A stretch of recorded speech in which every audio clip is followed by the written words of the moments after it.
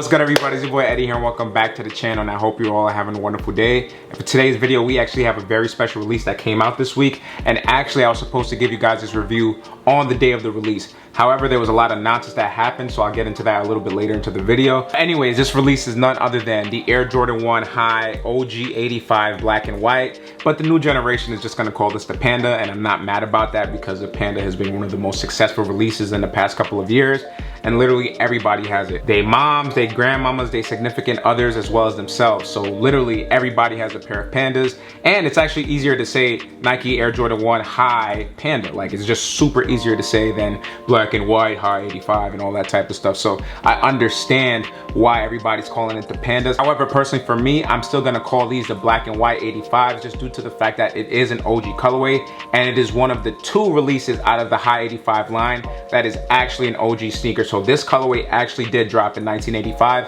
as well as the neutral gray colorway that came out a couple years ago. But the reverse breads and the Georgetowns are not OG colorways, so that's just something to note right there. But before we even continue with the history of the shoe, guys, let's just look at the box details real quick. So they actually tried to change it up with this High 85 release. However, I just don't agree with the fact that they did make it a reverse OG box, especially just due to the fact that this is an actual OG colorway. So normally on the OG Air Jordan 1 boxes, it would be an all black box with the red Nike checks, but I guess they just decided to spice things up and just do something different, which I guess is okay. So what we have right here is a black Nike checks with an all red box. Then when we look at all the details around the box, the same thing pretty much follows suit on all sides. So let's just go into the sticker tag right there.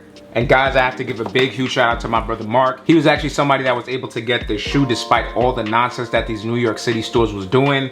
Like, literally, guys, I don't mean to complain or vent or nothing like that, but I literally went to a store on the day of the release, and I actually made it to do sign up. So I was in like the top 20 people. I think it was a sign up sheet of about 40 people. So I literally was like halfway there. Like, I was good. Supposedly I was literally supposed to get a pair. So I go home because literally I was at the gym right before I went. I was there at like 7:30 a.m. or something like that. So anyways, I went to go shower and all that type of stuff. Everybody in my Discord group was saying like, you're gonna be good, you're gonna get your pair. Even my boy was telling me I was gonna be good. But then I get there online, and I wait online because, you know, I was number 20. So of course I'm gonna be good, right? Allegedly, right? And once the doors open, they allow the first 7 people to go, and then the security guard out of nowhere just says, yo, sorry guys, they was telling me, you know, that there's only 7 pairs, so the first 7 people that signed up are the only ones that's gonna be able to cop the shoe. And I was just like, yo, I spent 4 tolls because I had to go back from the other side of New York City to get into Manhattan. So I went back and forth 4 times. I refilled my gas. I did all this stuff. And this is exactly why I hate these in-store releases. And this is kind of why I prefer raffles. Obviously, raffles can be botted, but if you have to physically go to the store early in the morning and actually do the legwork for a confirmed pair, then it's like, all right, it's all good. But they literally made me waste my time, money, gas, and toll to then lie about not having pairs and then have me go back. And it's just like, yo, it just makes no sense. I'm not gonna say the name of the store that did that nonsense, but if you guys was on that line, you know that was some nonsense. That was some nonsense. That's all I'm gonna say. So anyways, guys, that's gonna conclude my rant. So let's just focus onto the sticker tag right here. And it reads off as Air Jordan 1 High 85. And the colorway shown is black and some in white. And this is in a size 10.5, and that is my boy's true to size. So anyways, guys, when we open this lid right here, you do have some nice High 85 wax tissue paper right there. And it looks so nice, man. It has different details like the Jumpman logo, the Wings logo, as well as the number 23.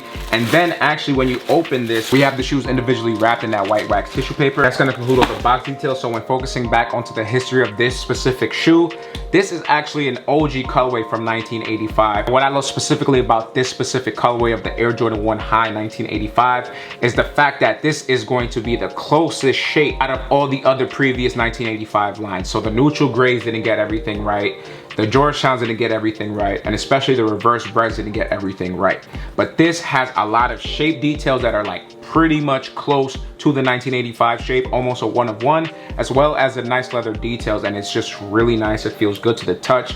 The leather quality is superb, a little bit stiffer than what you might be used to on the regular Air Jordan 1s, but just know when this joint breaks in, is gonna go crazy. It's gonna feel super comfortable like all the retro ones, but it's also gonna have that better quality leather, which means it's more durable and is going to be less susceptible to getting like hard scrapes and stuff because the leather is so thick. You may get a scrape on it, but because the leather is so good and thick, it won't really like damage the shoe or look crazy, because it literally just happened to my off-white Jordan 2s, the black colorway. So I was talking to somebody, then somebody made a phone call to me, so I took the call and turned, and literally there was this like cable there with like some cement on it, and my Jordan 2 just scraped it. I was like, damn, I shouldn't have taken that phone call. And literally the mark was like there, but once I rubbed it off, it's not even noticeable now. You can't really see it, so that's just something else to know right there. That's pretty much gonna conclude all the history of this shoe, because it's just a 1985 colorway. There's not really a story behind it that we already don't know from all the Air Jordan 1 releases that have released, especially from the ones that I've reviewed on this channel. So now guys,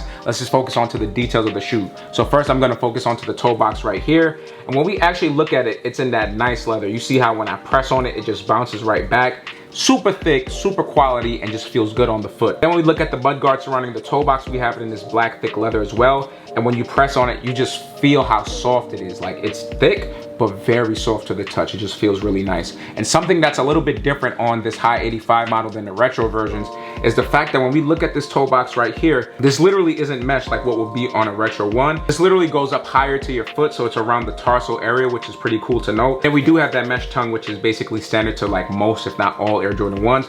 Then once we go onto the top of the shoe, we do have that Nike Air logo right there, but it's actually a little bit different. So when we look at this Nike swoosh, it is actually thicker than what we would normally see on a retro 1 tongue tab, which is pretty cool to note. And then now guys, let's just focus on to the lateral side of the shoe real quick. So again, it's literally an Air Jordan 1. There's not much differences other than the shape of the shoe. So when we look at it, we do have that white leather quarter panel right there with that nice thick leather. And we do have this Nike swoosh right here, but it is actually a little bit more thicker than the Nike checks that we would get on a regular retro model. And then we do have this beautiful Air Jordan Wings logo right there. And it is one of my favorite looking ones because it is embossed and the detail on it is just so nice. I can't really explain it. It's just more so something that you could feel when you have it in person, and it just feels great. Like, there's no complaints about that. And then when we actually look at this panel of leather right here, you can actually see that the leather is a little bit hairy. So you can tell that this is a good quality as well as thick leather cut. And I just love those leather panels on the shoe. It just feels really good and nice to the touch. So now when we go into the back heel area now, you do have that Air Jordan 1 hourglass shape, which is like pretty much standard. It just looks a little bit better. It's due to the fact that it has that higher cut, which is really nice. Then when we go into the medial side, the same thing pretty much follows suit, other than the fact that we don't have an Air Jordan Wings logo right there. And then one more detail that I want to note before I move on, guys, is the fact that we do have this nice SKU code right here, which is standard to all of the OG Air Jordan 1s, which I really love. So we do have the size first, and then we do have that SKU tag logo right there, which is really nice. One more thing that I want to note about this shoe is the fact that we do get these nice polyurethane insoles, which are super comfortable, and it's actually pretty thick, which I really like. So we do see that thickness right there. And then we do have a tag which is standard to all of the OG Air Jordan 1 models, which is really nice. And then on the sticker tag, it does say Jordan brand rubber, ENT, Co, and LTD, and these are just all abbreviations, but just to break it down really quickly, the ENT is for enterprise, the CO is for company, and the LTD is for limited. If you guys know business language, you would know exactly what that means. I'm not going to really get into that into this video because that's not the purpose of it. Then right below that, we do have the model, the code, the last, the mold, the size, the color, the date, and even the remark which says Jordan Pro BB, Jordan Pro Basketball, and it says made in China right there. Obviously, when these ones actually came out back in the day, it was made in the USA, so instead of saying made in China, it would have said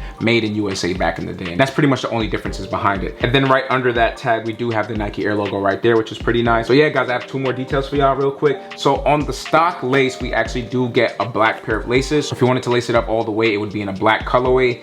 But for this specific video, it's going to be laced in that white because it just looks really nice, guys. So just look at those laces, guys. They just look so nice and make the shoe pop because it's just so clean. Now, one final detail is the fact that this shoe actually does come with a Jordan tag, which is standard to all of the OGs. So we do have Michael Jordan doing the Air Jordan logo dunk, and then right behind that, we do have a Nike logo right there. And then once we actually flatten the card and open it, we do have the Air Jordan High details and specs right here, which is really nice. So we do again get the details of the shoe on the left side. And then on the right side, you can actually see more specific details of the technology behind the shoe and all that type of stuff. It just looks nice and actually is like a cool throwback. But obviously I would not wear the shoe with this on. Like that's not me. I didn't do it with the off-whites. I wouldn't do it with the OGs.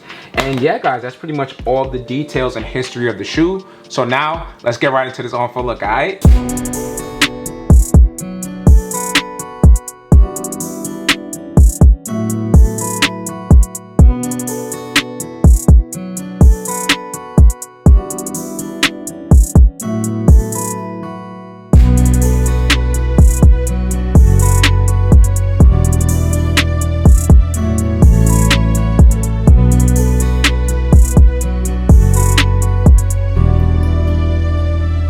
y'all, so that's pretty much gonna conclude the review as well as the on-foot look, and I hope you guys enjoyed this video as much as I did making it for y'all. Guys, the sneaker is a no-brainer. This colorway is just really nice. It goes with literally every outfit you could think of. It's a black and white shoe. What can't you wear without it? Like this jersey that I just put on goes with it. Could wear with an all-white shirt, black shirt, a blue shirt if I wanted to. It's just the perfect shoe. Just like how the Pandas were a big hit, I can see why everybody's trying to get their hands on this shoe. But surprisingly, the resale isn't as high as I thought it would be. I think in my size, which is a size 8, the resale around it is going for about $315, and retail is only $200. So 200 plus New York City tax makes it $217. So it's not even like $100 over. Obviously with the StockX fees or the GOAT fees and all that type of stuff and taxes, it kind of changes things.